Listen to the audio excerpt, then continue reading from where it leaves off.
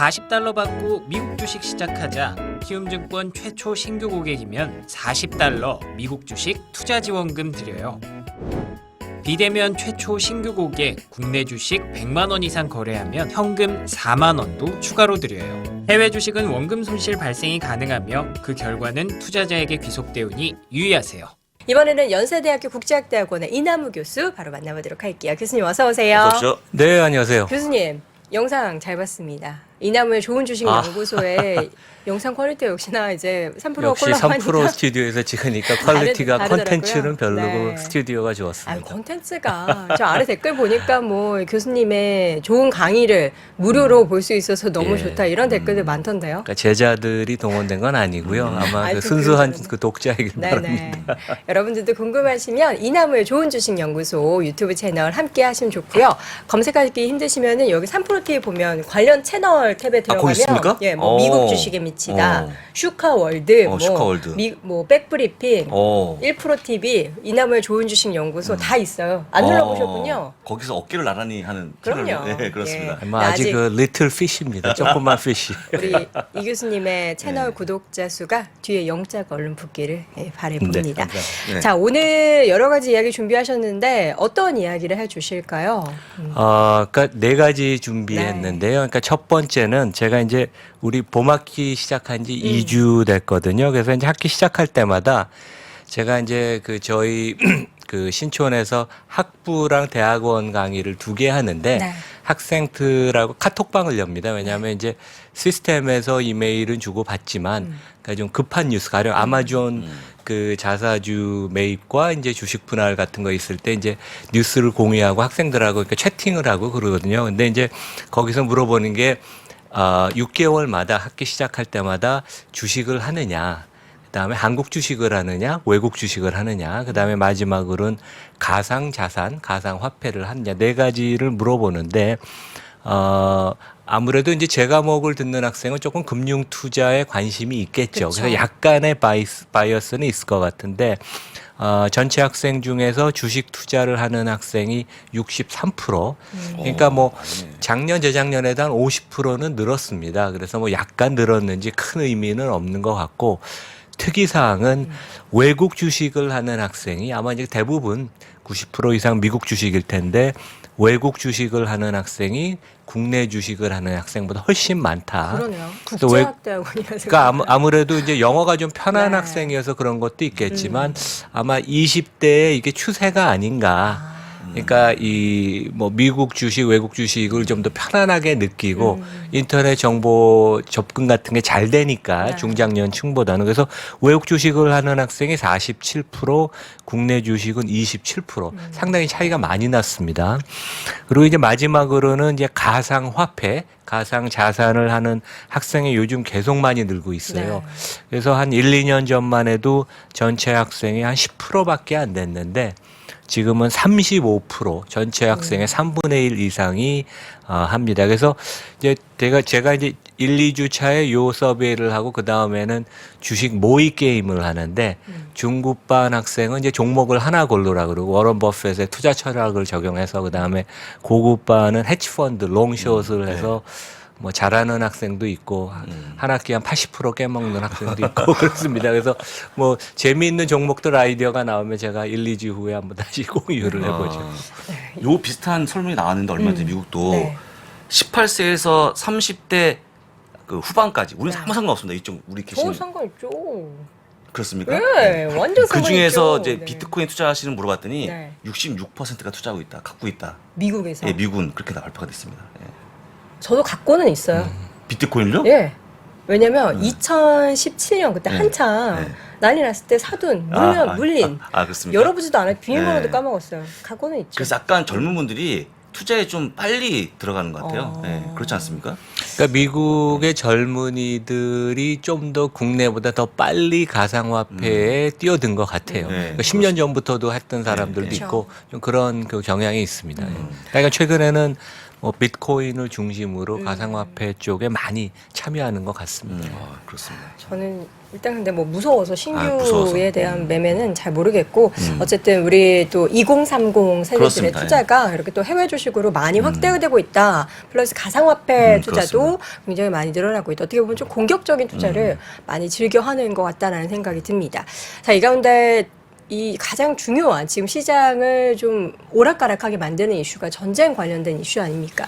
우크라이나와 러시아 관련해서 어떻게 좀 월가에서는 보고 있는지가 궁금해요. 네, 그러니까 그 러시아 사태의 그 실제 막후에서 네. 지금 엄청난 유대인 네트워크가 지금 가동이 되고 있거든요. 유대인. 그리고 유대인들이 어차피 뭐 금융 이런 다양한 산업을 꽉 잡고 있으니까. 근데 네. 저도 그 싱가포르에 살 때 한 십몇 년 전에 저희 애들 피아노 선생님이 러시아 여성분이었는데 워낙 피아노를 잘 치긴 하는데 되게 썰렁해갖고 저희 애들이 맨날 무서워했거든요. 그래서 아까 우리 그 총리인가 그 장관 네, 네, 얘기하듯이 러시아 분들이 좀 무뚝뚝해서 좀 항상 이렇게 대하기가 쉽지는 않습니다. 제가 이제 러시아 관련돼서 말씀드리고 싶은 게 그 가장 월가의 헤지펀드에 똑똑하다는 사람이 상당히 많은데 스스로 또 똑똑하다 그런 사람도 있고 근데 자타가 공인하는 헤지펀드 매니저가 빌 에크맨이라고 있어요. 네. 그러니까 보통 이제 그 만자가 들어가면 그 유대인이 많습니다. 프리드만, 골드만, 에크만. 그러니까 여기도 그렇죠. 그리고 우리 그 우크라이나 대통령도 즈키가 그 동유럽에서 온 러시아 그 유태인들이거든요, 다. 근데 이제 이분이 트위터에 며칠 전에 올린 게 되게 화제였어요. 그래서 우리는 인지하지 못하지만 마치 제3차 세계대전이 시작된 것처럼 나에게는 보인다. 그리고 자국 그 미국 정부를 좀 비난했어요. 그래서 실제 미국 정부가 미국이 러시아 그 원유나 에너지를 사주면, 그러니까 최근에 이제 그거 수입을 금지를 했죠. 이틀 전인가. 하지만 그 전에 나온 트위터이기 때문에 이런 얘기가 있는데 결국 원유를 사준다는 것은 러시아가 전쟁을 계속할 수 있게 펀딩을 미국 사람이 해준다는 거니까 빨리 스톱해야 된다. 이제 그런 얘기를 했고 이 전쟁을 종식시킬 수 있는 유일한 방법은 러시아가 가장 두려워하는 중국의 시진핑이 개입해서 중계를 하는 것이다. 이제 딱 그렇게 이제 그게 결론이었습니다. 근데 재밌는 것은 이 양반 못지않게 상당히 똑똑하다는 그 얘기를 듣고 있는, 그러니까 뭐 그 모건 스탠리 옛날에 치프 이코노미스트였어요. 그 다음에 가장 그 미국 사람 치고 중국을 많이 안다는 분이 그 스티븐 러시지. 요즘 이제 예일대 교수를 하는데 은퇴하셔서 이분이 거의 똑같은 얘기를 했어요. 세계에서 유일하게 푸틴에게 압력을 넣고 그 사람을 움직일 수 있는 사람은 시진핑 국가 주석뿐이다. 그래서 이제 상당히 그 두 사람 똑똑하다고 그 중국을 잘하는 그다음에 이런 그 매크로 그림을 잘 보는 그 에크맨하고 스티븐 로치가 이런 얘기를 했고 그다음에 이제 월가가 그 헤지펀드 세계가 뭐 똑똑한 사람이 많지만 에크맨이 한번 입을 열면 이 사람이 매수한 종목이나 공매도 숏셀링한 종목이 바로바로 움직입니다. 그래서 그 이 사람의 그 입을 주목하는 이유는 2년 전에 그 코로나 사태가 이제 확산되기 전에 이 사람이 이거는 진짜 엄청난 재앙이기 때문에 미국 정부가 대응을 해야 된다. 그리고 시장이 하락하는 거에 베팅을 해서 한 3주 사이에 3조 원 넘는 투자 수익을 일시에 벌었어요. 그래서 이 사람이 이런 큰 매크로 리스크를 잘 보는 게 아닌가. 원래는 이제 종목 피킹을 하는 사람이거든요. 그래서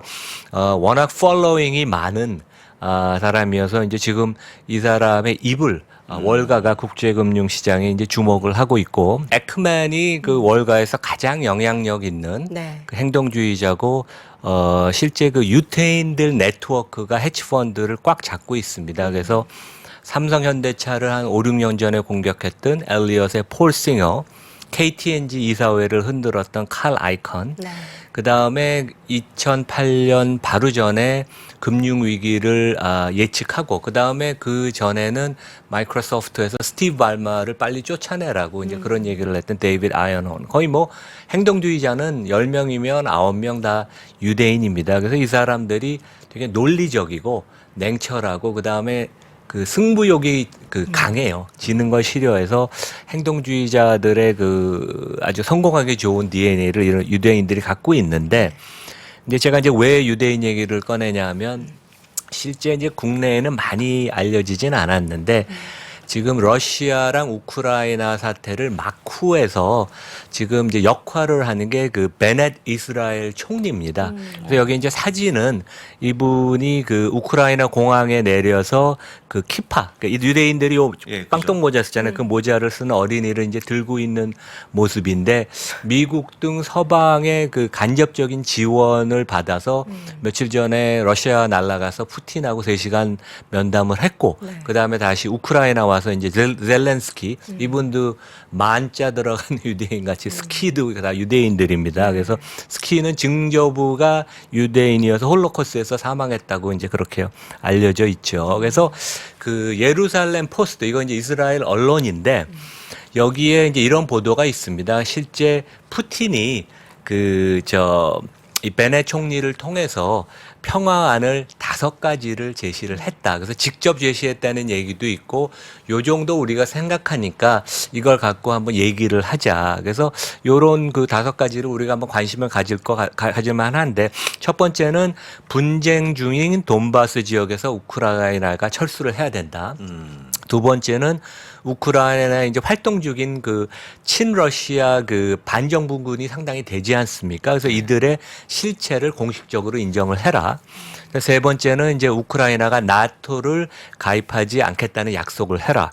네 번째는 우크라이나 정부군을 축소를 해라. 그다음에 마지막으로는 정치적인 중립을 우크라이나가 선언한다. 그래서 뭐 놀라운 건 없어요. 저희가 이제 알고 있는 것인데 이러한 5가지 평화안을 제시해서 그 틀 안에서 한번 얘기를 하자는 얘기가. 근데 이것도 이제 그 유대인들이 막후에서 나서서 그 뭐 월가의 얘기도 던지고 중재 역할도 하고 또 젤렌스키 그 대통령도 유대인 패밀리니까 아버지 어머니 둘 다 유대인 교수 학자였죠. 그래서 상당히 유대인들의 역할이 중시가 되고 또 이것을 제일 갖고 있는 지금 흔들 수 있는 사람은 중국의 시진핑이다.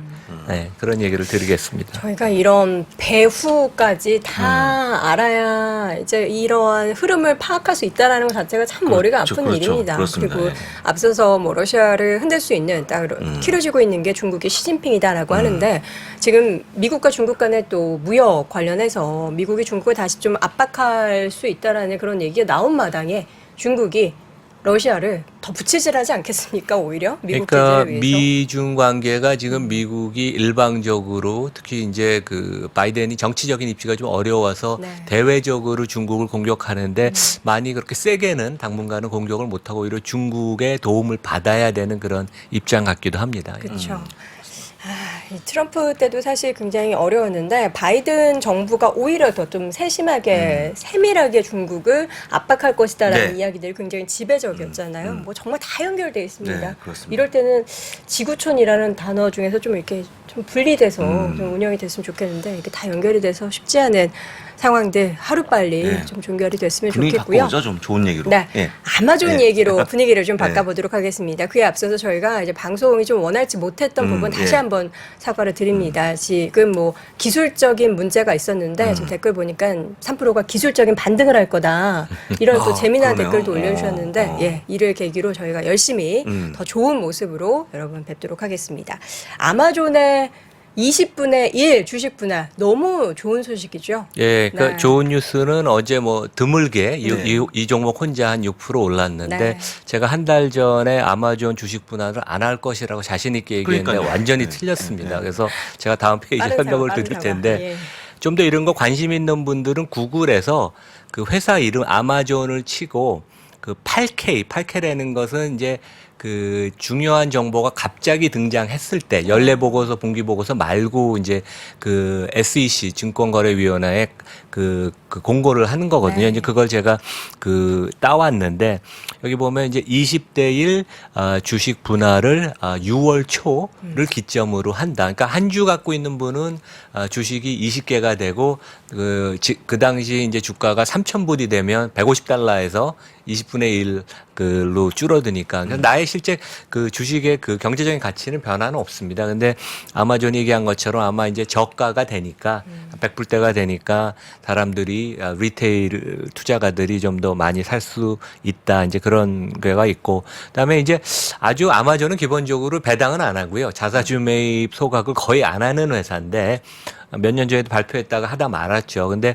이번에 100억 달러 자사주 매입 발표를 했다. 그래서 실제 미국은 한 1,000달러 근처에 가거나 한 500달러가 넘어가면 주식 분할을 해서 한 300달러로 절대 주가를 낮추는 걸 많이 하거든요. 그래서 애플이 그동안 5번 했고 테슬라도 2020년에 했죠. 그다음에 자사주 매입은 빅테크 기업들이 아주 많이 합니다. 뭐 애플 같은 데는 순이익 이상으로 항상 매입 소각을 매년 하고 알파벳, 메타가 뭐 순이익만큼 소각을 하고 근데 아마존은 성장에 투자하는 기업이기 때문에 돈을 되게 아껴서 배당은 안 하고 자사주 매입 소각이 없었는데 뭔가 변화가 있는 게 아닌가. 그래서 저는 이런 얘기를 해요. 여기 제가 또 나오네요. 그 쫄티에 백바지를 입은 저 제프 베소 이분이 좀 이혼하고 나서 좀 많이 바뀌었어요. 그래서 베소스가 아마존을 데이투데이 경영하는 건 물론 이제 CEO를 내려놨으니까 하진 않지만 화성 탐사에 몰두하고 거의 일상적인 이사회 의장이긴 해요. 그래서 관여를 안 하는 게 아닌가. 그래서 그 과거에 보면 스티브 잡스가 사망을 하고 나고 팀 쿡이 물려받고 나서 아니면 구글도 그 과정을 거쳤거든요. 두 명의 공동 창업자가 일상적인 그 경영을 내려놓으면서 CEO 지금은 순다 피차이가 경영을 하듯이 그래서 지금은 앤디 제시라는 그러니까 AWS를 만든 분 이분 또 역시 유태인이에요 보면 근데 이분이 거의 오너급 그 CEO거든요. 그래서 이분이 점점 그 아마존에서 그 베조스 색깔을 좀 지우고 자기의 컬러를 입히는 게 아닌가. 그래서 제가 한 달 전에 그 확실하게 틀린 건 아마 이런 핑계를 저는 좀 대고 싶습니다. 그래서 저희가 좀 두고 봐야 될 것 같아요. 경영 스타일이 좀 바뀔 것 같고. 네. 그래서 아마존은 그동안 그 베조스는 우리는 성장을 통해서 모든 주주한테 돈을 돌려준다. 그래서 성장이라는 거는 설비 투자, R&D, 기업 M&A를 통해서 성장을 일구고 그게 주가 상승으로 이어지는데 배당하고 자사주 매입은 전혀 안 했죠. 아마존이 거의 안 했죠. 근데 이번에 앤디 제시가 CEO가 된 지 한 7, 8개월 됐는데 이런 변화가 있는 게 아닌가. 그거는 상당히 큰 변화고 우리가 지켜봐야 될 것 같고 네. 마지막으로 아마존은 빅테크 중에도 가장 우리 그 투자가분들, 구독자분들이 길게 호흡을 하고 투자를 해야 되는 기업이다. 그래서 과거 10년 동안 보면 매출이 캐시플로우 주가 다 거의 연 30% 올랐습니다. 그래서 작년은 투자의 해. 왜냐하면 코로나 시대에 인력과 그 설비를 어마어마하게 투자를 해서 올해부터 이제 좋아지거든요. 내년에 더 좋아지고 그래서 장기 투자를 하는 그 주주들한테는 항상 보답을 하는 그런 회사고 좀가 CEO의 이런 그 전략의 변화를 저희가 한번 눈여겨 보면 재미있을 것 같습니다. 네. 아마존은 이제 작년에 굉장히 주주분들이 힘들게 그렇죠. 느꼈던 종목 중에 하나인데 올해는 또 아마 좋아지지 않을까 조심스럽게 예상을 해봅니다. 애플 이야기 마지막으로 해볼까요? 네네. 그러니까 애플이 지난주 금요일 딱 네. 일주일 전에 주총이 있었어요. 네. 그래서 제가 잠깐 그 전주에 이 팀쿡이 1,200억 원 그 보상안이 그 주총의 의결에 붙여지는데 저는 개인적으로 한 8, 90% 찬성 비율로 통과할 것이라고 했는데 실제는 64%. 그러니까 반대도 좀 많았습니다. 근데 뭐 매년 1,200억을 받는 건 아니고 회사 측 여기 보여주는 것처럼 그 이분이 엄청난 경영 성과를 보였기 때문에 당연히 몇 년 동안 이제 보상을 받는 일환으로 1,200억 원의 보상안은 당연히 받을 만하다. 근데 이제 거버넌스 관련돼서 컨설팅을 해주는 ISS라는 데는 이거 반대해야 된다. 그래서 아마 좀 반대표가 좀 나온 것 같은데 가장 큰 이유는 팀 쿡이 1,200억 원을 받고 임직원의 그 급여의 중위값이 한 8천만 원이니까 이건 1,500배여서 너무 과도한 것이 아닌가. 근데 여기서 이제 이런 ISS가 좀 기술적으로 너무 단순하게 권고를 하는 경향도 있고 옛날에 워런 버핏도 반대를 했었거든요. 그래서 그 팀 쿡의 경영의 능력에 우리는 좀 더 그 점수를 줘야 되는 게 아닌가.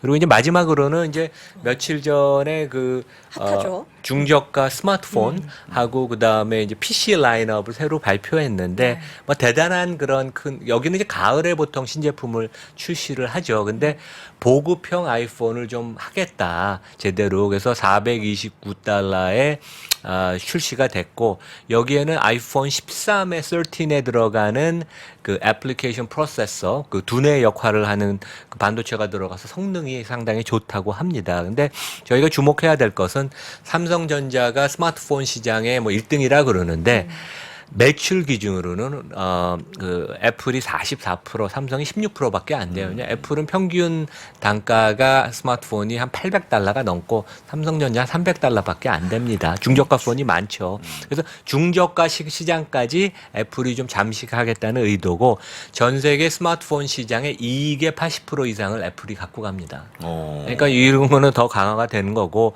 제 생각에는 궁극적인 목적은 그 반도체를 이제 애플이 스마트폰이건 그 PC 이런데 그 자기 걸 넣으면서 결국 생태계를 더 자기네가 그 구축을 하겠다. 그래서 가상현실이 가든 애플카가 가든 이 모든 걸 자기네가 아울러겠다는 그런 거대한 그랜드 플랜이 이 뒤에 숨어 있는 게 아닌가. 역시 애플은 하여간 대단한 회사인 것 같습니다. 이게 뭔가 나중에는 집에서 모든 뭐 유비쿼터스에서 그렇겠죠. 애플 생태계 그렇죠. 만들어지고 네. 운전할 때도 네. 그렇고 이제는 네. 그게 뭐 예. 일반 개인 차량뿐만 아니라 막 버스도 나올 것 같고 뭐 이런 생각도 많이 드는데 우리가 또 약간 국뽕이 차오르면 삼성전자를 그렇죠. 외쳐야 네, 하지만 네, 또 네. 주식 투자의 수익률 관점에서는 미국 주식에서는 애플을 또 네, 간과할 수 애플을 없다는. 빼놓을 수 없죠. 저도 개인적으로 5개 애플 기기를 갖고 있고 네. 저희 집도 4명 가족에 18개를 갖고 있더라고요. 네, 네. 그러니까 이게 어떻게 보면 애플의 생태계에 들어가 있는 거죠. 그래서 이번에 또 삼성전자가 가전사업부랑 휴대전화 사업부를 또 합치지 않았습니까?